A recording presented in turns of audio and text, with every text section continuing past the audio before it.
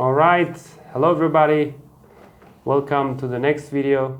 So we'll be talking about cars today. That's an interesting topic. So let's start. Okay, so today I'm going to ask questions first. Okay. All right.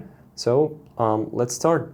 And the first question: what type of car do you like? So I'd probably go for a four-wheel drive car. I mean, I haven't always been attracted to the idea of owning such a car before. It was recently when a friend of mine introduced me to this type of traveling, which is basically which is basically traveling to off the beaten track remote areas like mountains, and in such places you often have to drive under difficult conditions such as muddy roads or unpaved tracks, and a standard car just doesn't cut it for such driving conditions. So yeah. Okay, so can you explain the word cut it for? Cut it means is not suitable. When I said a standard car just doesn't cut it for such driving conditions, that means a standard car is not suitable for such driving conditions. Okay, thank you. Your turn now, Abig. What type of car do you like? Well, personally, I have a soft spot for cars that combine comfort and elegance, especially sedan cars. You know, I am really crazy about Aston Martin because they are really elegant, classy, and also sporty. So such cars are kind of my favorite. Excellent. That answer was really cool. Okay. You said I have a soft spot for something? Yeah, it means I like, just you can use like, just you can use this word as the synonym. As a substitute for like, you mean? Yeah. All right. So I think that's probably a more extreme version of I like, I guess. I just want to make sure that we don't confuse listeners, right? Because I mean, you can't always use I have a soft spot for something instead of like. Usually, I guess I've seen this phrase being used to talk about people, like when you love someone, you say I have a soft spot for her. I think you used it more metaphorically here. Yeah, I guess, yeah. right? Yeah, So, when you talk emotionally, actually, you can use this word. Yeah. So good, nice. And next question: what color car would you choose to buy? Well, so far I've experimented with different car colors. My first car I remember was white, and then I decided to switch to a black car because of the fancy stuff we have about black cars here in my country. Usually, black, the color black for a car is usually associated with prestige. I know that might sound a bit ridiculous, but yeah. So, but the conclusion I've come to is, I guess, for our country, white car is the best bet because we have scorching hot weather in summers, which means that if you have a car in a dark color, that absorbs a lot of heat and that can make driving a little uncomfortable. So, yeah. Okay. Can you explain the word best? Best bet? Best bet means if something is your best bet, that means more like your best choice. Okay, that's nice.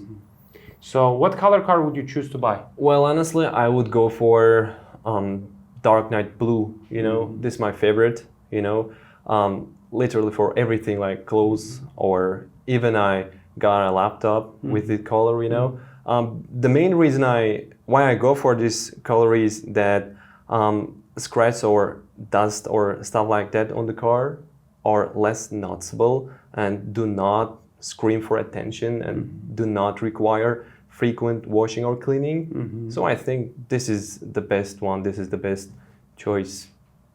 Excellent. So you used they don't require cleaning or washing frequently. Just in case our listeners don't know, it's just a small grammar lesson, let's say. So you can put gerund, a verb in gerund form after need or require, and that gives a passive meaning. So like for example, instead of saying my car needs to be washed, you can say my car needs washing, for example. So yeah. So okay, let's move on to the next question. Well, no, it's your turn, right? Oh yes. So do you think car colors are important? I think so. Like in general, because certain colors are associated with certain genders. Like here in my country, for example, we often associate. I don't think it's the case here in my country, but everywhere else. The thing is that we usually associate certain colors with genders. Like for example, it's usually odd to see a man getting out of a pink or a red car. Okay. Like if you drive a car in such a color as a man here in my country, I'm pretty sure that you'd be frowned upon. So you have to be careful choosing your car color. So I guess they are important. Okay, that's really cool. Well, let me answer then. All right, so your turn now. So do you think car colors are important? Well, I got no idea about how others feel about car colors, but I don't really think that they matter a lot. You know, what really matters for me is what's under the hood actually, and their reliability, fuel consumption, and their speed. Because I really love speed, so I don't place a lot of significance on the color of a car. Okay. Really? So you said what matters most is what's under the roof or Under the hood. under the hood. Yeah, So- it means the engine power. So it's used to talk about cars. Yeah. That's a nice language. I didn't Yeah, know yeah, that really. Okay, that was cool. So I think we're doing better than last time, right? Yeah, I think so. So yeah, just to support us, those who are watching, can you please comment the chunks of language you're learning from us, and that's gonna be really supportive of you guys. Okay, and let's move on. What do you usually do when there's a traffic jam? Well, the first thing is that I usually try to avoid traffic jams because I know how annoying they can be sometimes. But when you live in a city like Tashkent, traffic congestion is just sometimes unavoidable. So when I get stuck in one, I usually try to keep my cool, not to lash out at other drivers because aggressive driving is quite a common problem here in my country. And I usually, there isn't much I can do because I'm usually behind the wheel, and I can't go online or use social media or anything. Usually I just play my favorite music and wait. Okay, that's cool. So there are a couple of phrases actually. So behind the wheel. Behind the wheel, in Uzbek, that basically means rul de bolish. Okay. When you are driving, you are behind the wheel. And what about keep my cool? Keep my cool means to not to get angry. So that's the opposite of lose your temper. Lose your temper. We say he lost his temper. That means he lashed out. He was very angry. That's the word actually I was going to ask next. Lash out. at Lash somebody, out yeah. means yes. Lash out at someone means you shout at them. You might use bad language.